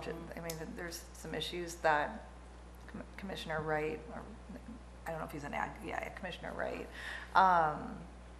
that he brought up about future use, the fact that the application didn't include it. So I don't know if the board may want to hear from them. You know, we can recommend regardless, but it's just something to consider. Well, it's just that I don't think we can just disagree with a board resolution and write it out of existence when we're the Planning Commission and they're the Board of Supervisors. You could recommend a change in the resolution. Yeah. Along with, I mean, you could make that recommendation. That I think would be fine. I'd like to do that. Thank you, Tim. Ag Commissioner, can you come up for just a moment, please? I just have a question. Leases run with the land, even under sale, doesn't go away. Have you ever experienced having a recreational lease on a waterway that was in ag preserve? How would that reflect on is there a state rule on that? So that, I mean, is there something preventing that from being done, even if the county considered changing the ordinance? I don't think that there's, it's what the basic use of the property is. Okay, so using it for irrigation would, and cattle would be acceptable uses, and the recreational would That's not right. impact being approved? Well, yeah, but there are some, there's different, I'd say powers, like, let's say if you have a archery, you might be able to have an archery thing in an ag preserve or not in a contract, some small thing. It's permitted uses are codified though in our own ordinances or in the zoning, the different uses that are allowed in on AP land. Okay. So, this is a little bit different than that, though. You know, it's kind of like a large lake that's surrounded by rural residential areas, but the main use of that lake is for, as Mr. Arola said, he can drain that whole lake and nobody can say anything to him if he's using it for his act, because that's his right. Okay. So it's a little bit out of the ordinary. But I would say, as far as if the main use of the lake, which I was not totally aware of, that he could do that, and that was his right to do that, then I think that they would be able to include it. Okay. But I haven't had the situation come up before where we had a situation like this. We have all kinds of new things popping up. But let me say a little bit more. Okay.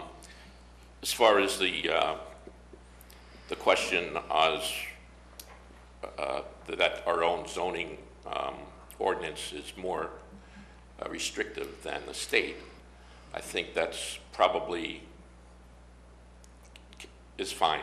We can have it more restrictive than what the state has. However, on the other hand, the Board of Supervisors can make exceptions to the contiguous thing. So without rewriting the resolution, I believe that the Board of Supervisors has the power to make exceptions to that. Okay. Thank you. I appreciate you coming in.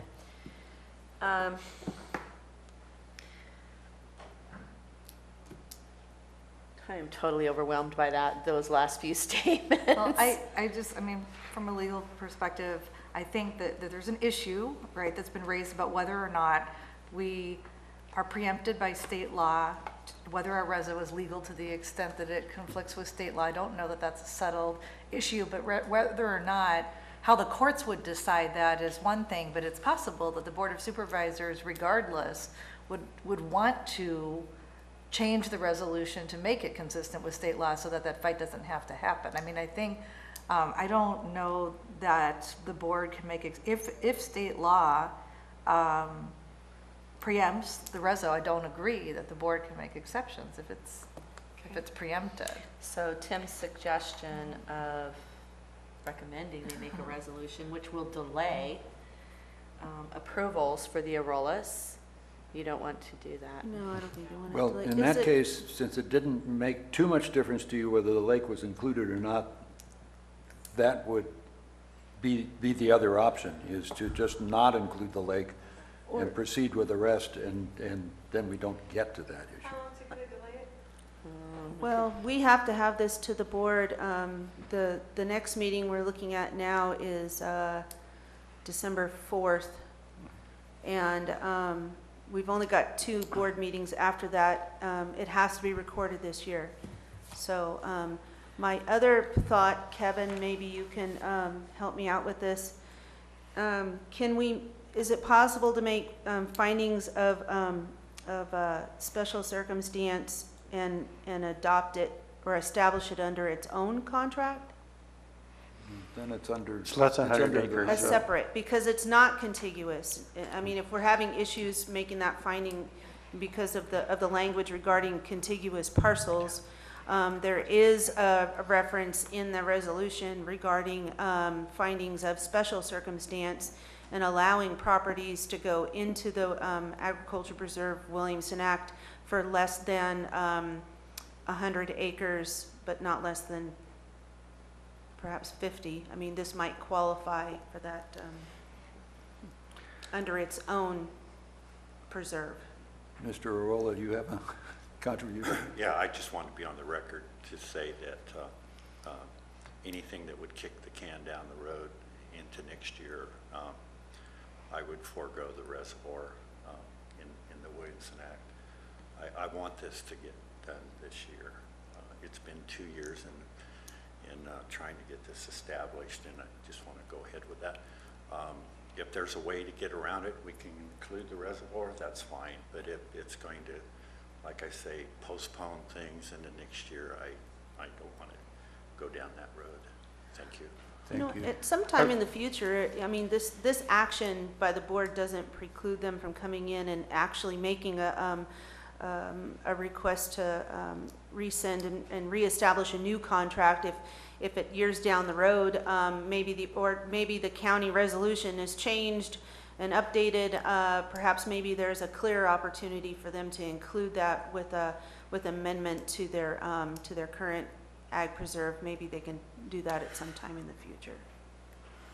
But wouldn't we have to do, at some point, a zoning amendment? To Yes. accommodate So that? I think that what Mr. Rolla said, if including the lake is going to, make it so that the rest of the property can't go into the Williamson contract this year, he doesn't want to pursue it. I don't think that we can make a change to the resolution by, by the end of the year so that the contract can be approved, include the lake. So I think that what Gina was saying was that, it could be added later. Is probably the best solution at this point in time, unless you feel very strongly that you want to include it at this point. You can make the recommendation to the board, but we would need to do some research as to does it actually supersede? Is there an inconsistency between what the state law says and what our resolution says? In many cases, unless it clearly states that the state law is the minimum standard and there's a preclusion language in the legislation that the counties do have the right to be more restrictive. So I would hesitate to say that, well, just because there's some inconsistency, that it's automatically that we're wrong.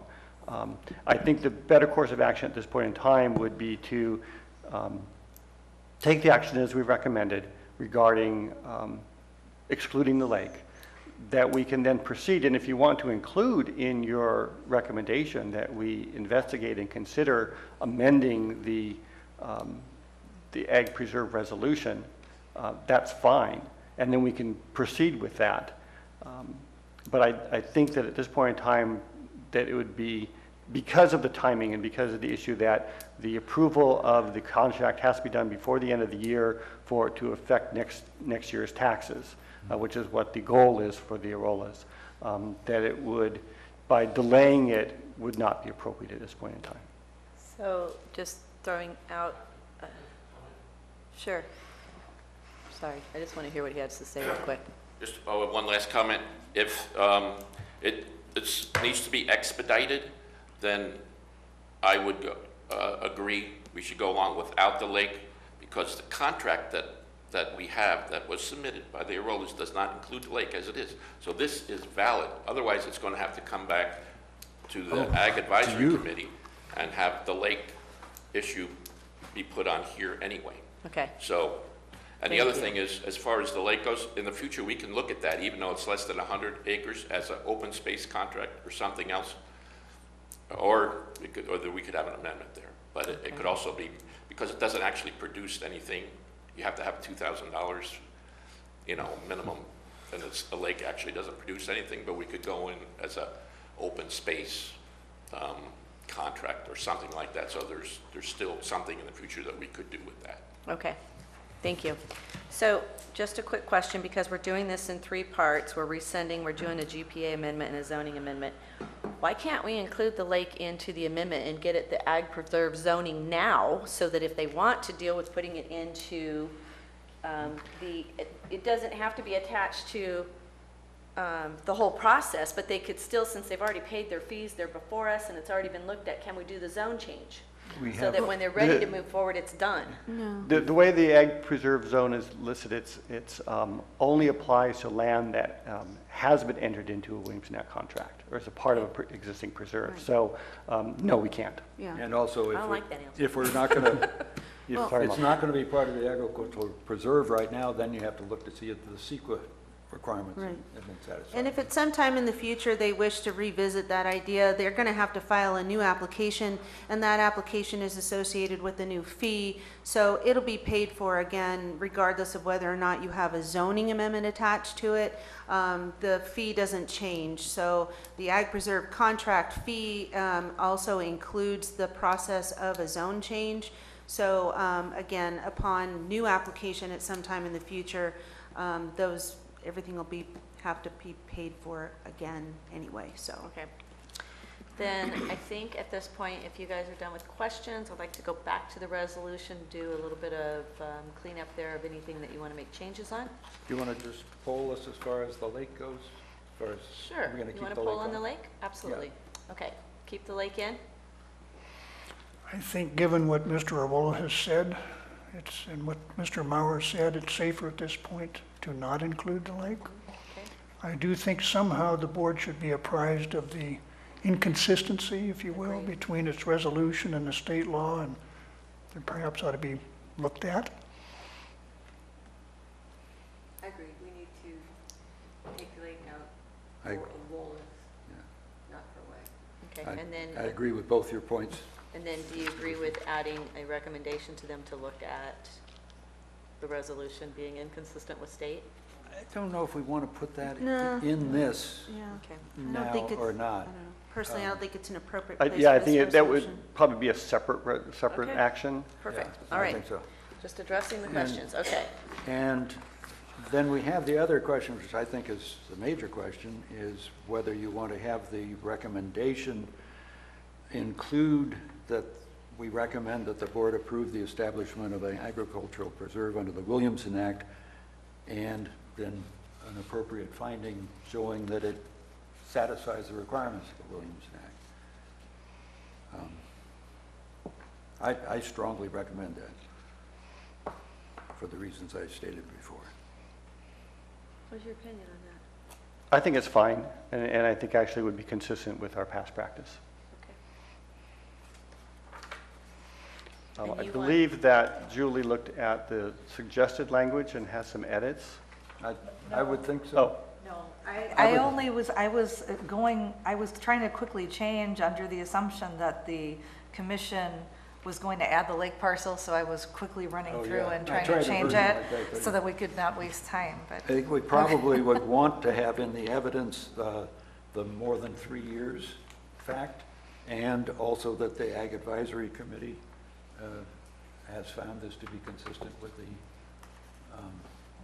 We would agree the Williamson Act. I don't know if we need anything else. As I say, I did this kind of quickly this morning. Gina, thank you very much for a lot of this language that I just pulled out of the staff report. So, some quick, just notes to the, a few things that we found. On the first, whereas the reference to acreage in the last sentence was incorrect, the total acreage, so it's amended to reflect the original application, which is 3,256.93. Down on the 6th whereas, down at the bottom of page 1, the reference to the assessor parcel number in respect to the lake property was incorrect. It now reads APN 054-003-011. The first whereas up on page 2, I don't know, I was thinking that today was the 23rd, but that date seemed to reflect throughout my resolution. So I changed the date to October 25th.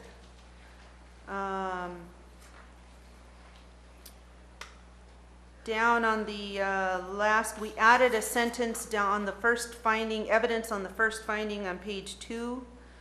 Now includes the rescission of the development agreement, the general plan amendment, and the zoning amendment are all necessary components to the establishment of the agriculture preserve under the Williamson Act. That was just added for further clarification. And then on the last page, page 3, we included in the evidence on the last finding number 4, we included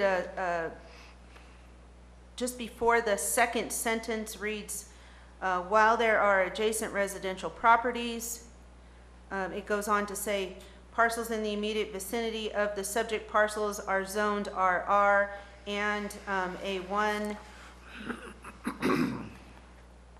Oh, now that doesn't make sense. Parcels in the immediate vicinity of the subject parcel Oh, it zoned does make RR, sense. A1. Oh, it makes Oh, sense, and right? AP. And then we included the Saddle Creek development is adjacent to the Arola property, sharing a boundary to the far southwest. It sounds as though we're going to add a finding number 5, correct? I would suggest we do that, and if you want to look at that language right now, we probably want to take the last sentence off the evidence, because it would sound like it talks about the lake property, and it doesn't qualify because of the board resolution. I just don't think we have to put that sentence in there. So strike We from- accept it, we accept that property under the finding itself, and I don't know that we need to have that language down there. I do think we ought to put something in about that the property has been used for agricultural purposes for more than 3 years previously. I appreciate the Ag Commissioner educating me on that. And also that we should put in that the Agricultural Advisory Board, is it? Committee. Committee. I have some proposed language if you... Okay, yeah, And please. it would be the Agricultural Advisory Committee has reviewed the proposed contract and found that it is consistent with the requirements for establishing an ag preserve pursuant to Board of Supervisors Resolution 75-589. And that would include the 3-year... Yeah. Okay. Great. But I do suggest that we add the language to the "be it therefore resolved" paragraph after the citation of Exhibit A. You have a comma.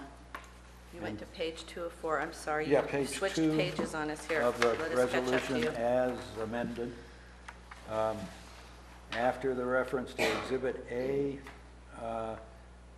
insert the language, "and approve the establishment of an agricultural preserve under the Williamson Act, comma, for the subject so-and-so acres of land." Okay. Are you all good with his recommended changes?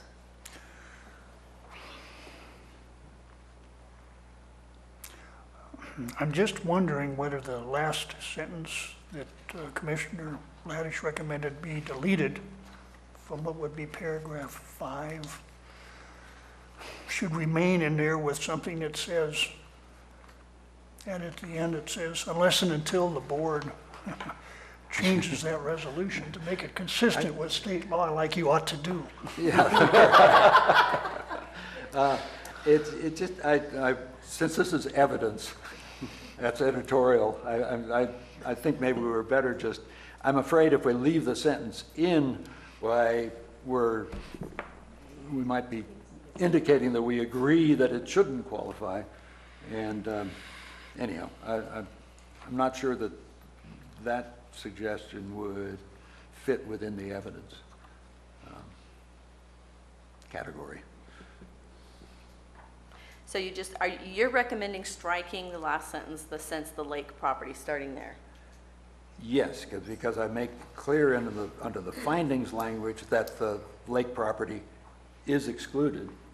I just thought this morning I would put in a reason as to why we were excluding it, but I don't see where that's necessary. I don't think the board...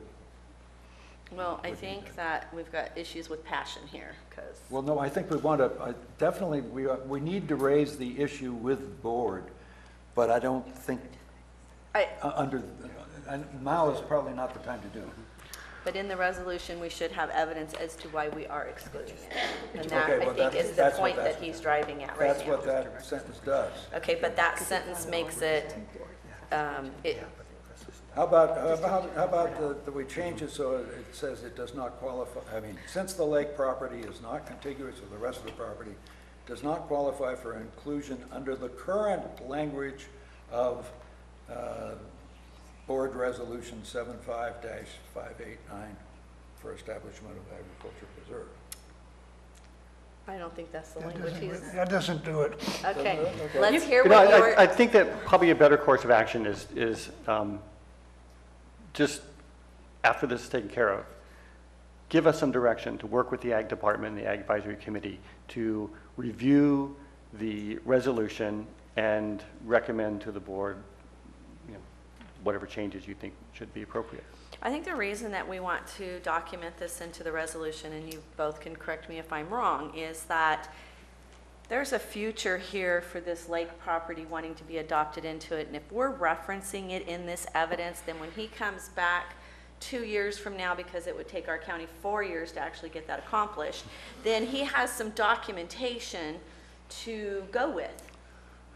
I mean, nothing happens in 60 days here. So if he has some documentation and some history to reference back to that we did consider this, we wanted it, but we needed to make, or see if our supervisors wanted to make changes, because this is all predicated on the supervisors.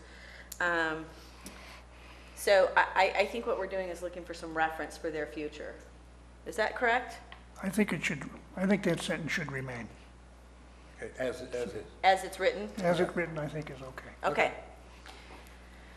I do have one really major change on the resolution. On page 2 of 4, paragraph 1, be it therefore resolved, it says, the rescission of the development agreement, general plan amendment, and zoning amendment to facilitate the establishment of an agricultural preserve is exempt from CEQA. I would change the is to are. Major change. Thank you. I'm sorry, I lost you too. Page 2 of 2. 4, Yeah. paragraph 1, first sentence, starts the rescission. Yeah. It would be, I mean, you're grammatically correct. It probably what we should say is the rescission of the development agreement, the amendment of the general plan, and the zoning amendment to facilitate blah, blah, blah, blah, are exempt from CEQA. Now, we actually should add to that sentence, and the establishment of an agricultural preserve under the Williamson Act are exempt from CEQA. Well, I would just swap out to facilitate and put and. We put that language in there because of the sort of mistaken understanding that we weren't really addressing the Williamson Act contract. But since we are, so in addition to having it under the be it therefore resolved paragraph, you're going to insert it in there, as number yeah. 1. But certainly, Commissioner Wooster is correct that all these things deserve an R instead of an is. Okay, I'm going to back up for just 1 second. Were you done with your major change? Yes. Okay. Just wanted to make sure, because you got cut off there. And one other change is in the title of it. We would need to put the Williamson Act contract back in as we had it in the original recommended in the staff report from last meeting. So I would just so add that the recommendation is that ag preserve is in the title. Great. Okay. That was a lot of changes. One other change, possibly, just to check on a change. Can you please come up to the microphone? Kevin Wright, Ag Preserve. Commissioner, I may have misunderstood, but as far as the total acreage, Gina, without the lake, would now be 3171. 3171.72, which is listed in the, that's the amount that's in the resolution. Yeah. Do you have that, Gina? Okay. Did you get all those? Yes. No, I didn't. You just have decided. Good grief. Okay. So, Do you want us to quickly just sort of run through the changes? I do want to run through these changes real quick, So I'll just start at the please. very beginning, and hopefully I got them all. So we're going to, in the title, we're going to switch that back to the original language, so it includes the contract and ag preserve. On page 2, in the be it therefore resolved, we are adding and approve the establishment of an ag preserve under the Williamson Act. And then on the first finding, we're going to change to facilitate to and is to are. We are adding under finding number. Yep, and I think you need to also include the establishment of the ag preserve in that sentence too. Well, it said to facilitate the establishment of an ag preserve, and that's going to say Okay. and establish, and the establishment of an ag preserve. Yeah, anyhow, okay. The evidence makes it clear we're talking about how the ag preserve is exempt, but it. Yes. But the statement, the finding, the statement, finding number 1, now says and the ag preserve. Okay. We are adding I see. an and to the evidence finding after the A1 in parentheses. We are adding a 5th finding as proposed by Commissioner Laddish with the additional sentence that I had read into the record previously. Can you back up, Peter? Where's the, oh, you're on page 3? Yes.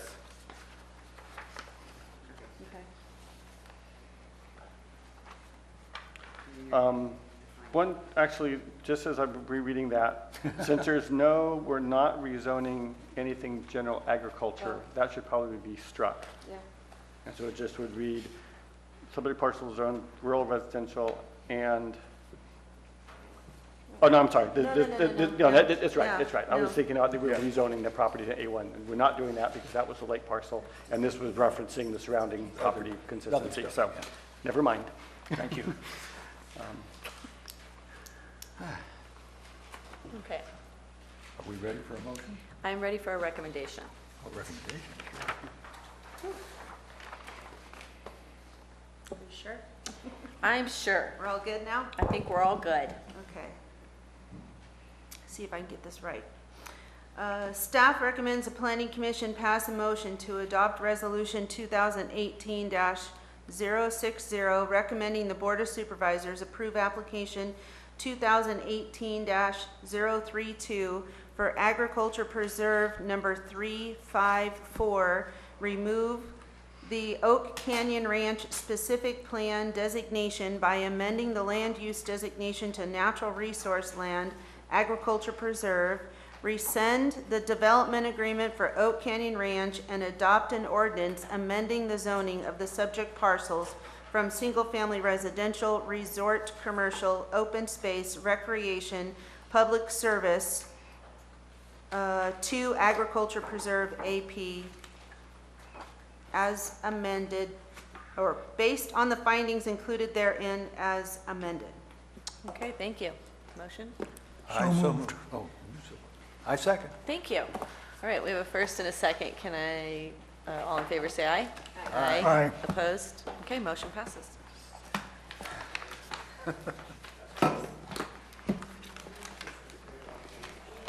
No, that's not. Thank you for hanging out with us today. I would like to see the water, so he would pay all the other fees to go through all this. I thought it was pretty good. Good. It was good conversation too, so. And it was nice. I think we all felt the same way on this one. Yeah. No controversy. So just to follow up on the discussion on the resolution, if you want to give us direction, we can't discuss it today. I can't get into any details, but if you want to give us some direction to work on that, and I can then work with the ag department to bring something before the board, that now would be the time to do that.